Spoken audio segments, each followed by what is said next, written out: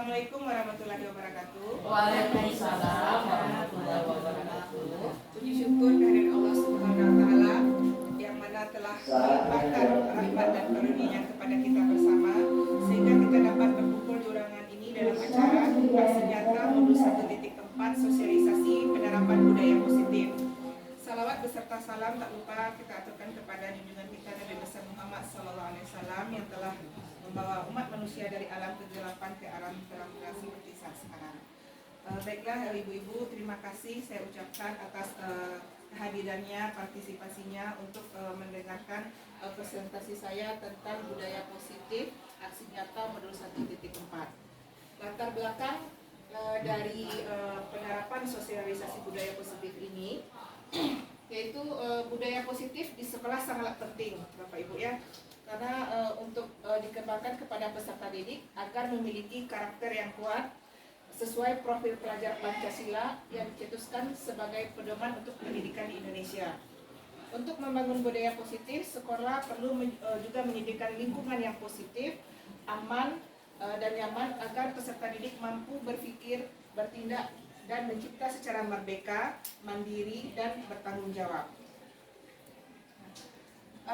Sama-sama kita ketahui ibu-ibu, budaya positif adalah suatu pembiasaan, suatu kebiasaan yang bernilai positif. Di dalamnya mengandung sejumlah kegiatan yang mampu menumbuhkan karakter murid.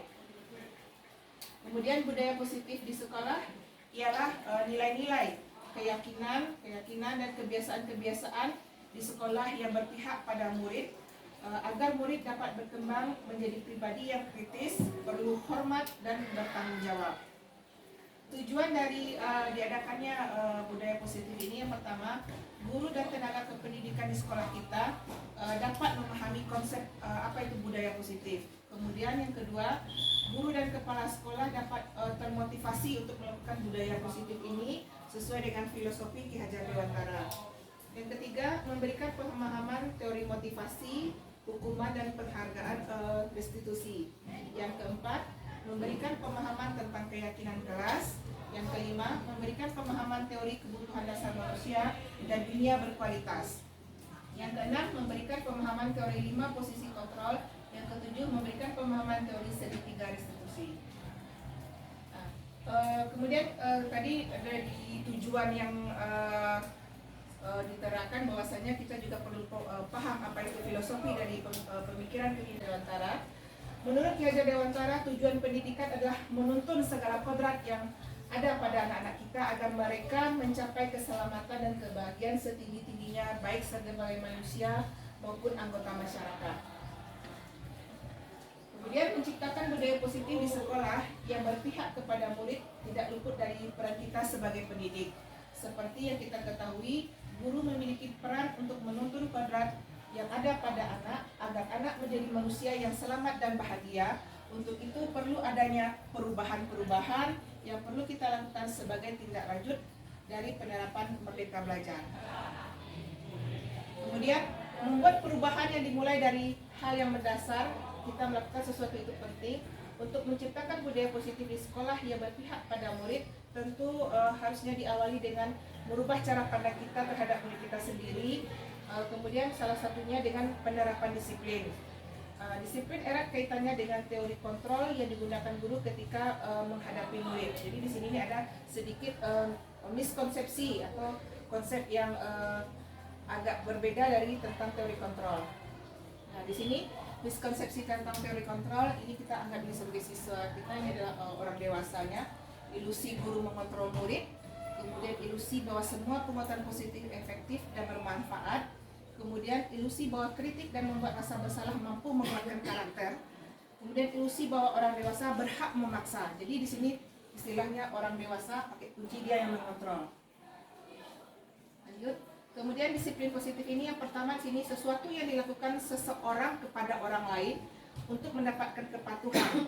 Yang kedua, sesuatu cara untuk mengontrol diri, menguasai diri, untuk memilih tindakan yang mengacu pada nilai-nilai yang kita hargai. Dari gambar di atas, jika kita diberi pilihan, manakah yang memiliki makna disiplin positif? Di sini tentunya kita akan memilih angka 2. Tetapi pada praktiknya kita secara tidak sadar memaknai disiplin sekolah itu merupakan kepatuhan, ada hukuman ya. Jadi sebuah usaha untuk mendapatkan kepatuhan terhadap suatu peraturan. Oleh karena itu, sebagai pendidik, guru harus mengerti konsep dari Dian Grosser 2001 yang menyatakan bahwa disiplin itu adalah usaha untuk mengontrol diri dalam memilih tindakan yang berdasar pada nilai-nilai yang kita hargai. Di sini disiplin positif yang berasal dari diri sendiri yang disebabkan karena rasa tanggung jawab yang muncul dari dalam diri untuk melaksanakan konsep dari Dian Grosser 2001 yang menyatakan bahwa disiplin itu adalah usaha untuk mengontrol diri dalam memilih tindakan yang berdasar pada nilai-nilai yang kita hargai. Di sini disiplin positif yang berasal dari diri sendiri yang disebabkan karena rasa tanggung jawab yang muncul dari dalam diri untuk melaksanakan tindakan sesuai hati nurani tanpa ada paksaan atau karena ingin dihargai oleh siapapun. Kemudian disiplin karena melakukan sesuatu hal yang diyakini kebenarannya yang menjadikan seseorang bangga dan penghargaan untuk diri kita karena telah melakukannya. Kemudian lanjut pada teori kontrol, posisi kontrol guru. Untuk menghadapi murid yang melakukan hal negatif demi memenuhi kebutuhan dasar mereka, guru perlu memahami posisi kontrol yang akan mereka gunakan. Berdasarkan Dian Grosser dalam bukunya Restitution, Restructuring, School Discipline 1998 menyimpulkan bahwa ada 5 posisi kontrol guru yang dapat digunakan dalam melakukan kontrol.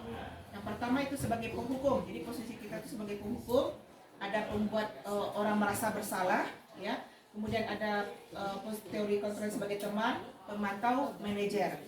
Kemudian ini salah satu contoh biasanya kalau kita sebagai guru ya menggunakan kalimat-kalimat, misalnya ini sebagai penghukum, contoh perkataannya patuhi aturan saya atau awas. Jadi kalau anak kita tidak buat PR ya Bu, awas gitu kan.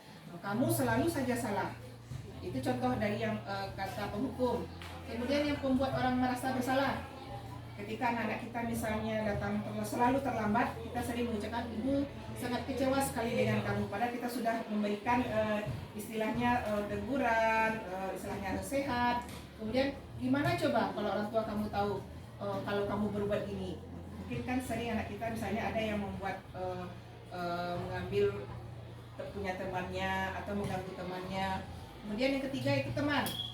Posisi kontrol guru sebagai teman di sini biasanya, ayo bantulah ibu atau demi ibu, ayo semangat lagi belajar misalnya. Kemudian ya sudahlah kali ini tidak apa-apa, nanti ibu bantu misalnya kalau dia ada masalah. Jadi posisi kita itu sebagai teman. Kemudian yang keempat itu sebagai monitor atau pemantau. Nah ketika anak-anak kita misalnya tadi dia melakukan sebuah kesalahan tidak sesuai dengan peraturan, nah contoh peraturannya apa? Misalnya pakai sepatu yang nggak sesuai dengan warnanya atau kaos kaki atau atribut sekolah. Apa yang telah kamu lakukan? Misalnya memanjatnya atau kaos kaki atau atribut sekolah. Apa yang telah kamu lakukan? Misalnya memanjat pagar sekolah seperti itu kan. Atau sanksi atau konsekuensinya apa kalau kamu datang terlambat, kalau kamu tidak bikin PR. Kemudian posisi kontrol yang kelima itu sebagai manajer. Nah Bapak Ibu, ini posisi manajer ini adalah istilahnya teori kontrol yang rasanya bisa nanti digabungkan dengan layanan restitusi, ya. Ini apa yang kita yakini. Nah, jadi seolah-olah di sini anaklah yang nanti menggali, dia tahu dengan apa permasalahannya. Nah, kita sebagai manajer di sini, apa yang kamu yakini, apa yang telah kamu perbuat, misalnya kalau ketika kita melakukan kesalahan. Jika kamu meyakini, apakah kamu bersedia memperbaikinya? Mungkin Bu Mel, Bu Armaita sudah sering melakukan ini, hal seperti ini di dalam BK dan ibu-ibu yang lainnya. Kemudian, jika kamu perbaiki ini, hal ini menunjukkan apa tentang dirimu? Kemudian, apa rencana kamu untuk memperbaiki hal ini? Dari 5 posisi kontrol ini mungkin kita sudah pernah mungkin melakukannya. Kemudian lanjut kepada kebutuhan dasar manusia. Dari gambar ini ada belonging, ada love Ibu, ada power, ada fun, ada freedom. Jadi setiap kita sebagai manusia ini kita memiliki 5 kebutuhan dasar. Yang pertama kebutuhan untuk bertahan hidup. Kemudian kebutuhan akan cinta dan kasih sayang. Kemudian ada kebebasan, kesenangan, dan kekuasaan. Dari gambar ini kita tahu bahwa murid kita sebenarnya melakukan suatu tindakan pasti karena mereka membutuhkan tadi, salah satunya mungkin dari 5 kebutuhan dasar manusia ini.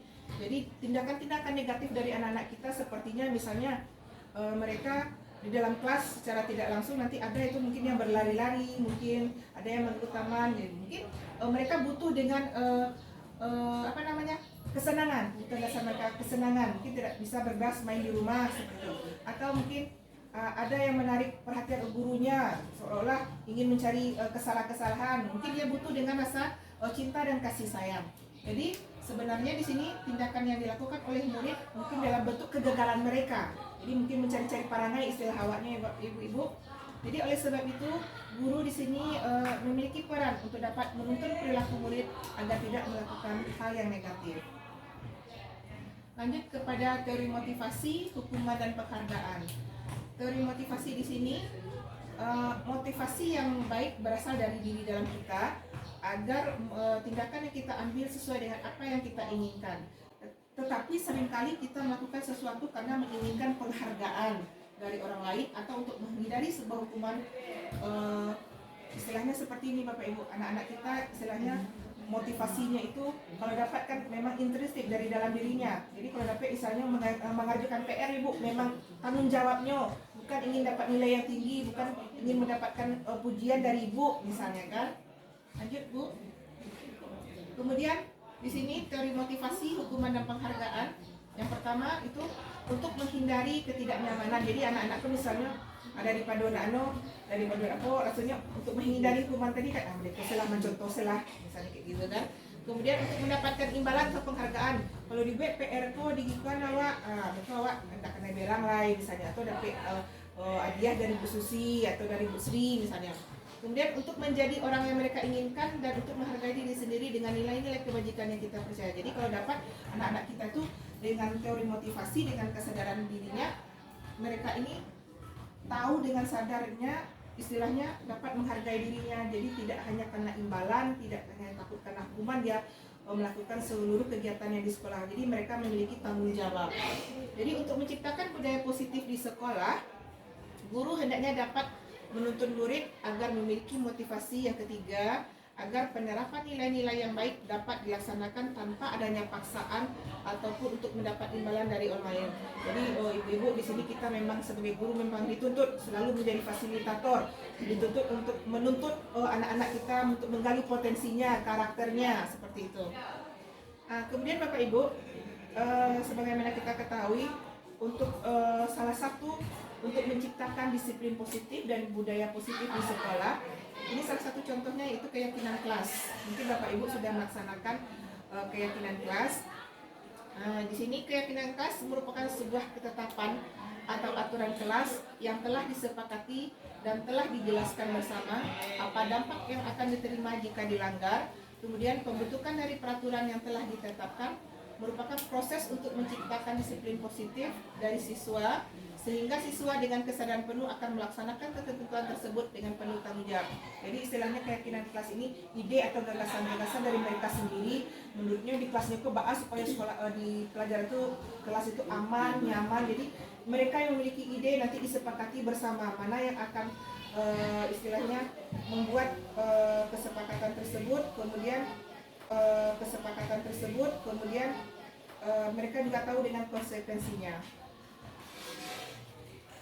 Lanjut kepada segitiga restitusi. Ini biasanya Bu Mel, Bu Armaita sering ini melakukannya. Segitiga restitusi ini adalah proses menciptakan kondisi bagi murid untuk memperbaiki kesalahan mereka sehingga mereka bisa kembali ke kelompok mereka dengan karakter yang lebih kuat. Dosen 2004. Jadi di sini restitusi ini adalah tindakan yang digunakan oleh guru untuk membuat muridnya memperbaiki kesalahan mereka dengan cara mereka sendiri. Jadi mereka yang tahu kesalahan mereka. Kemudian tentunya ini berdampak pada perubahan perilaku yang lebih baik. Lanjut naik. Jadi segitiga restitusi ini, tindakan ini tentunya dapat membuat murid kembali meyakini nilai-nilai kebaikan yang mereka yakini sebelumnya. Guru mengarahkan fokus permasalahan pada solusi, bukan pada kesalahannya. Guru yang menerapkan restitusi ini mengarahkan siswa untuk belajar dari kesalahan yang mereka lakukan, ada upaya untuk menebus kesalahan tersebut agar tidak terulang lagi di kemudian hari. Tetapi ini merupakan inisiatif murid sendiri. Nah, di sini kita garis di sini langkah-langkahnya. Yang pertama, menstabilkan identitas. Yang kedua, validasi tindakan yang salah. Yang ketiga, menanyakan keyakinan. Di sini, kalau untuk menstabilkan identitas, seperti contohnya, kamu tentu punya alasan kenapa kamu melakukan itu. Ibu sering seperti itu, biasanya saya perhatikan kalau dalam anak-anak yang bermasalah. Kemudian, adakah cara yang lebih efektif untuk mendapatkan apa yang kamu butuhkan? Kemudian validasi tindakan yang salah. Kita tahu biasanya keyakinan kelas apa yang telah kita sepakati. Terus kamu ingin menjadi orang seperti apa? Kemudian menanyakan keyakinan. Setiap orang pasti pernah melakukan kesalahan. Kemudian kamu bukan satu-satunya yang pernah melakukan hal ini.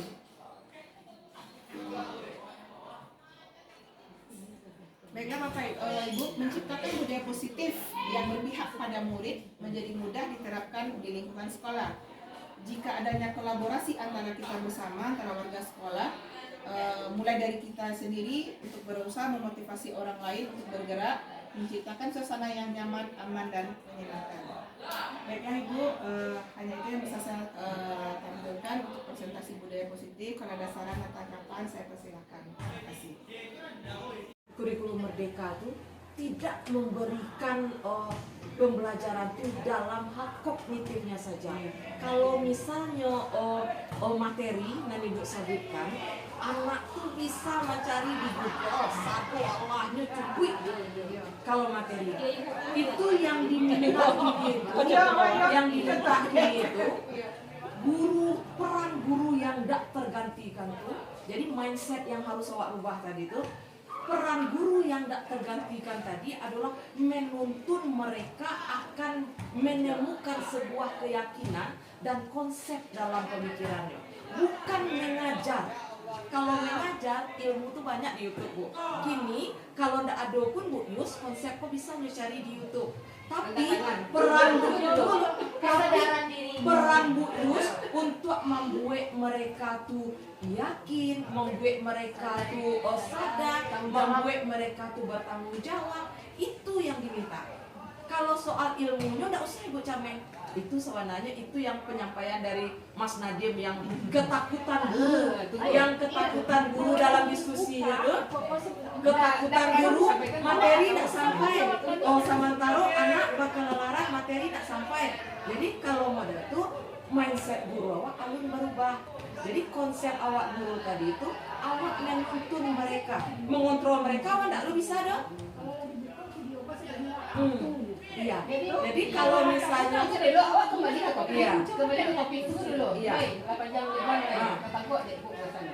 Awak mindset guru berubah, mindset murid berubah. Nah, kejadian itu kelas 7 belum ada perubahan orang tu.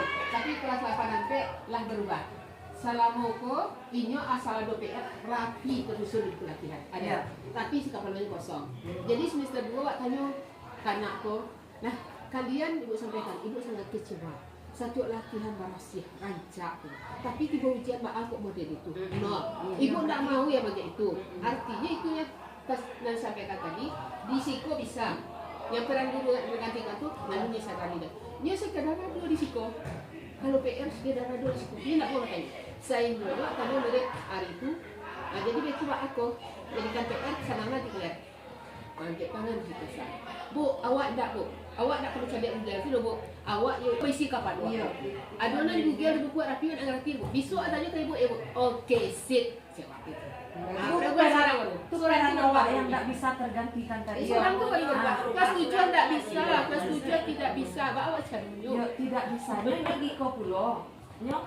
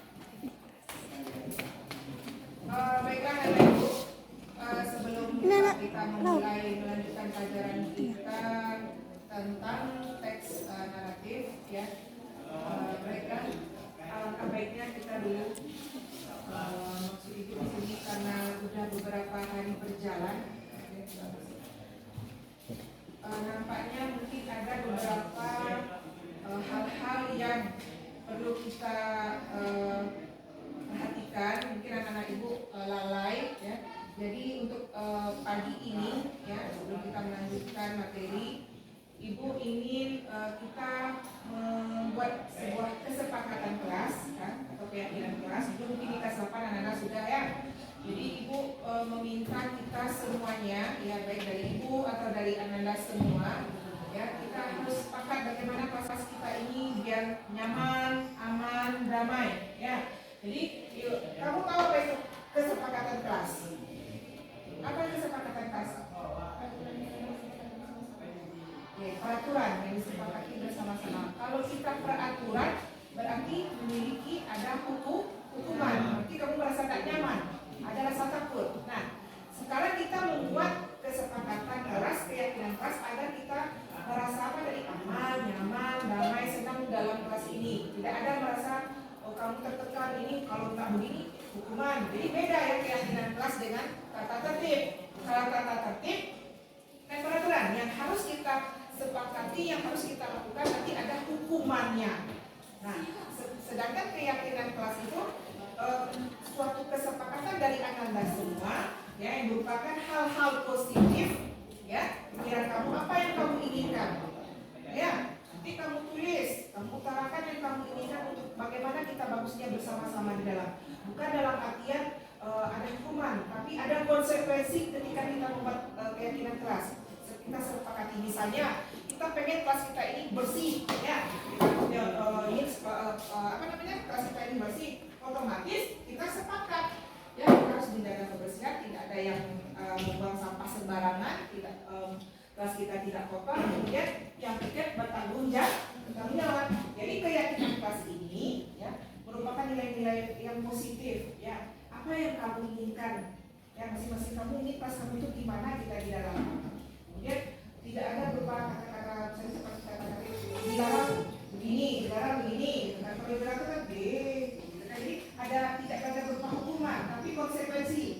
Ya kan? Tadi kita menginginkan kelas kita ini bersih. Apa konsekuensinya kalau kita kelas kita tidak bersih? Kalau kita tidak nyaman, belajar tidak dalam. Misalnya apa lagi?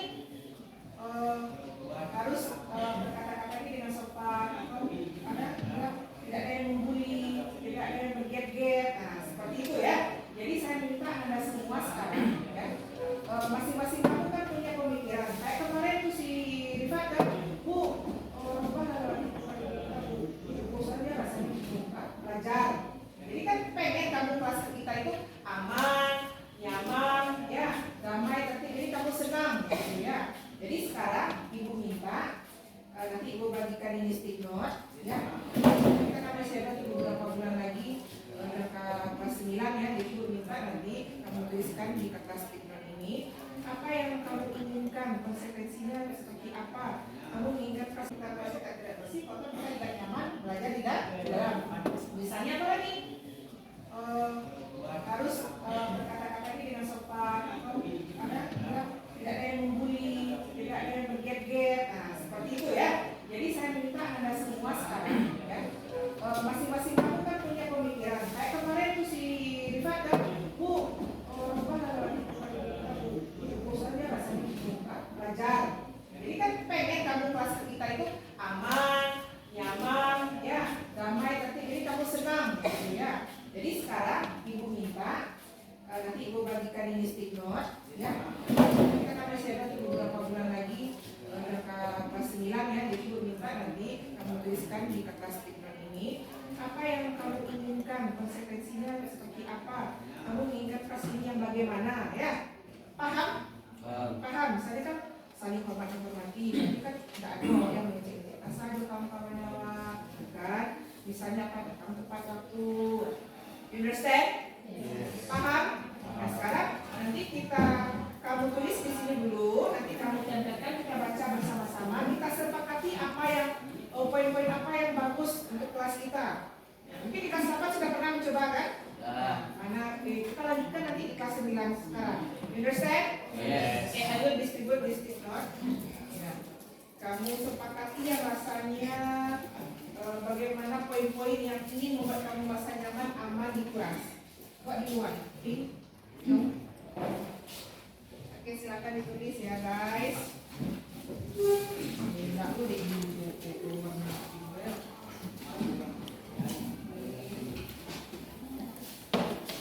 For the girl pink, for the boy green. Silakan.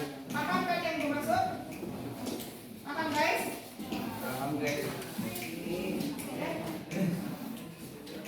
Tidak sebaik pink. Dulu lah pernah aku di kelas 8. Nah, silakan. Nanti kita estetik under. Ya, Bik. Pada Bik, Pak. Hah?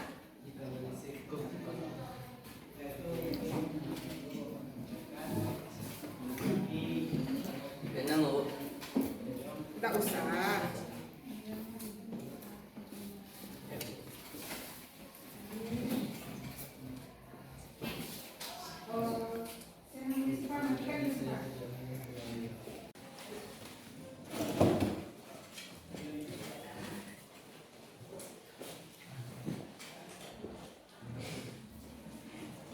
Jadi sesuatu yang kita yakini secara bersama, tapi boleh dari kamu sendiri dulu ya, yang merupakan suatu pemikiran yang positif.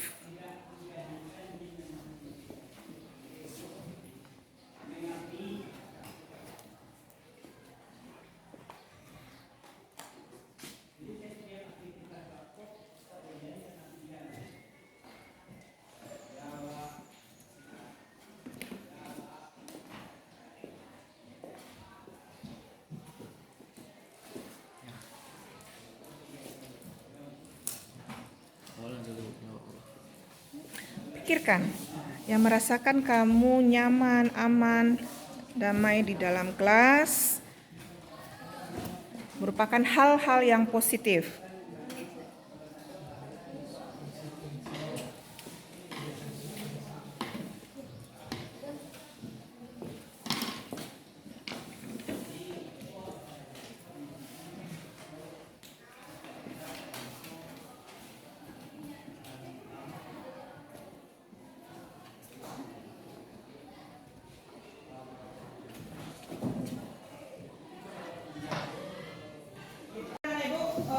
Sudah selesai, finish? Right now, ya sekarang apa yang telah Anda tulis, ya Ibu minta untuk ditempel di whiteboard papan tulis. Nanti kita baca bersama-sama. Nanti kita pilih mana mungkin kesepakatan atau hal-hal yang positif yang akan bisa kita jadikan sebagai kesepakatan kelas. Ready? Oke, silakan mulai dari Siva.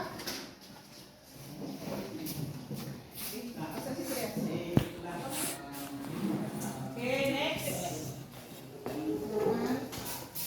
Nampak kawan. Oke, good. Lagi.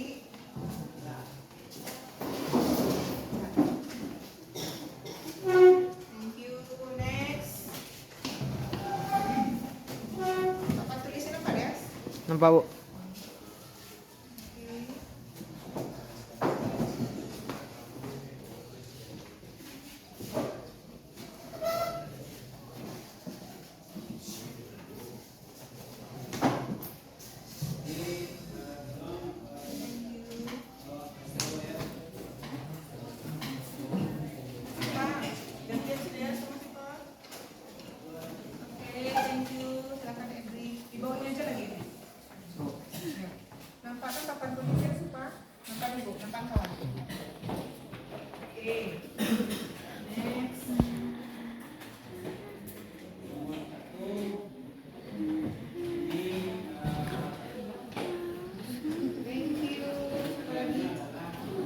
Berarti dari tulisan Ananda kita pilih secara bersamaan ya.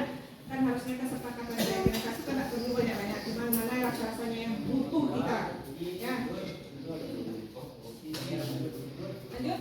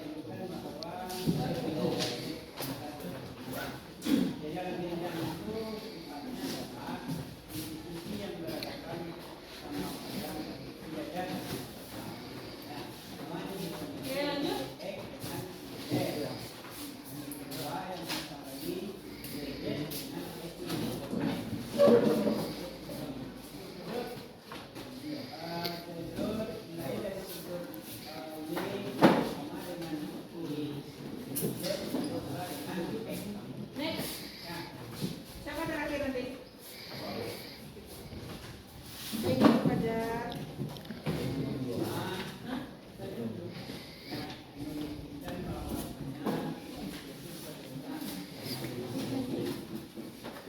Silakan.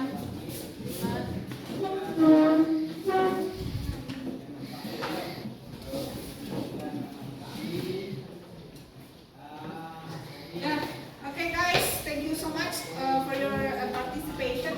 Terima kasih atas partisipasinya mengeluarkan ide, gagasan yang merupakan suatu keinginan Ananda untuk membuat kesepakatan kelas kita dalam bentuk budaya positif.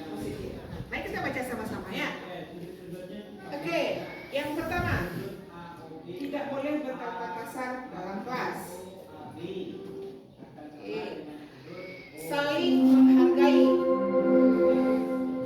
Ingat ya, tidak boleh berkata kasar, saling menghargai, menjadikan kelas bersih dan tidak berbicara toksik. Apa itu toksik guys? Oh iya, keren ya, keren sedikit ya. Oke, membayar uang kelas tepat waktu. Ayo yang punya utang. biar ada kontribusi, mana kawan ada suka ada duka ya, mana kawan kita nanti ada jalan-jalan, kita akan bahas jalan nanti ya. Oke, siswa yang tidak mau piket kelas akan mendapat hukuman atau konsekuensi, yaitu piket selama seminggu. Jika tidak dilakukan maka denda 5.000. Berarti ini menjaga kebersihan, jadi sadar diri untuk piket ya dengan tugas-tugasnya. Kemudian yang satu, tidak meribut saat guru menerangkan pelajaran. Tidak mencaci satu sama lain. Bagi yang piket melaksanakan tugas, jadi untuk piket lah duduk tadi kan. Kemudian apa tadi, tidak berkata kasar, ya. Kemudian di sini dilarang berisik saat guru menerangkan, nah seperti sama. Dilarang mencaci nama orang tua, bagus. Melaksanakan kebersihan kelas, nah itu udah banyak yang sama tadi ya. Lanjut, tidak boleh berkata kasar, oke, tidak boleh bermain saat pelajaran, oke, good job. Saya ingin di kelas ini saling menghargai, peduli dan juga berkomunikasi dengan baik. Nah, ini bagus ini, berkomunikasi dengan baik. Ketika piket semua wajib piket termasuk laki-laki. So diskriminasi, jadi laki-laki hanya makan kursi aja. Oke, tidak membuat keributan saat sedang belajar. Nah, tidak ada bully dalam kelas agar tidak ada perpecahan dan kesalahpahaman dalam masalah. Good job, ini kerjasama yang bagus. Tidak berkata kasar kepada teman, kemudian tidak membuli atau mengejek, saling menghargai sama teman, saling menghargai, tidak membeda-bedakan teman. Oke, good. Saya harap kelas saya bersih, piket beraturan, tidak membuang sampah sembarangan. Saya ingin seluruh anggota kelas berteman baik tanpa membeda-bedakan satu sama lain. Tidak ada keributan saat pembelajaran berlangsung, no bully. Tidak boleh memilih-milih teman dalam satu kelas, tidak mengganggu teman belajar, datang tepat waktu, tidak boleh kabur saat piket, tidak boleh meribut saat belajar. Nah, so dari kita semuanya berapa? 22 orang. Nah, 23. Dari beberapa kesepakatan atau yang Anda tulis nilai-nilai positif, apa yang akan kita pilih bersama tadi? Ya, melaksanakan tugas dengan tanggung jawab. Ya, melaksanakan tugas dengan tanggung jawab. Oke.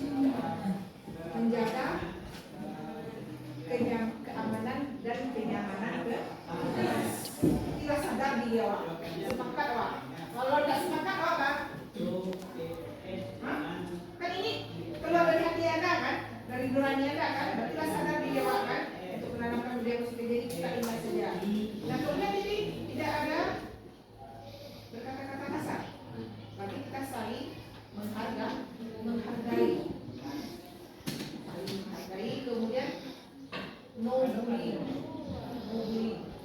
Kalau tidak ada yang mengejek. Ada berapa itu? Apa lagi? Sudah melaksanakan tanggung jawab juga itu bayar bakas, piket. Nah, apa lagi? Apa lagi? Tadi. Ada nilai. Mana itu tadi nampak ibu? Datang tepat waktu. Berarti on time ya, datang tepat waktu. Kemudian menjaga keamanan sudah tidak boleh meliput saat sedang belajar, saling menghargai dan menghormati, tidak boleh berkata kasar. Berarti tidak boleh berkata kasar apa? Apa yang tadi kita sepakati? Saling menghargai. Nah, ada tambahannya lagi. Apa lagi? Nah, kalau di ibu tidak membeda-bedakan, tidak boleh memilih-milih teman dalam satu kelas. Itu banyak tadi nampak ibu. Terima sepakati. Saling bekerja sama dan berkolaborasi. Ada berapa? Tidak berkata kasar. Piket ala guys. Cus sampai hilang. Yang gue itu hilang. Melaksanakan tugas bertanggung jawab, menjaga keamanan dan keamanan kelas, saling menghargai, no bullying, membayar uang kas tepat waktu. Membayar uang kas tepat waktu itu sama video melaksanakan tanggung jawab. Kan tanggung jawab apa tuh? Boleh. Tepat waktu tahun depan, saling bekerja sama dan Berkolaborasi. Nah, ada sepakat tuh?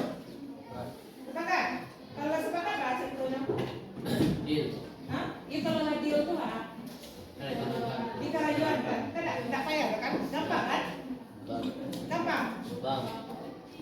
Ala deal tuh guys. Deal. Ya, jadi ada berapa kesepakatan kelas kita kayak sekarang? 6. Coba yuk baca keras-keras. Nomor 1. Ingat ya nomor 1.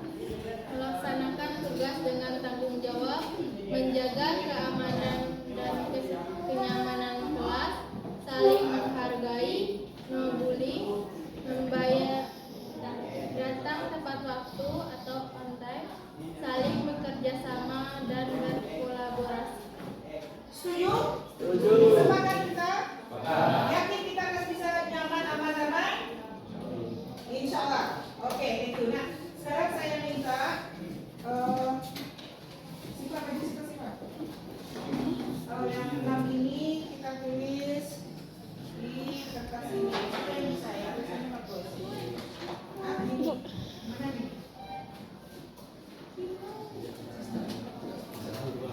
Kira.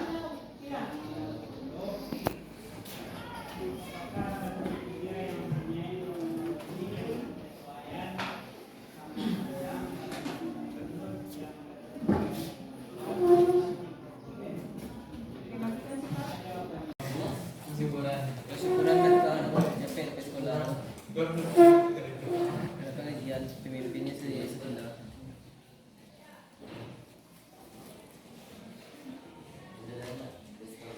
Kesepakatan kelas 92. Oke, good. Si Indah Laura baru kok.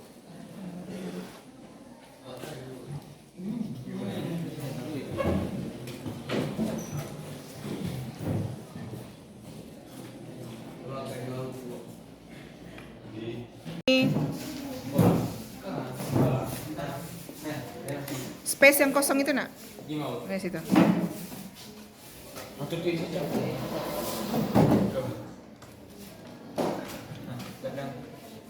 Sinan.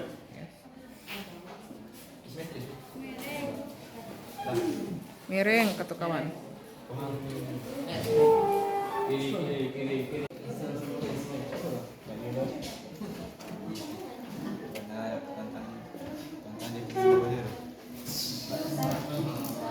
Paling epic kedua dan saya epic 1 jam. Tapi dah naik lagi.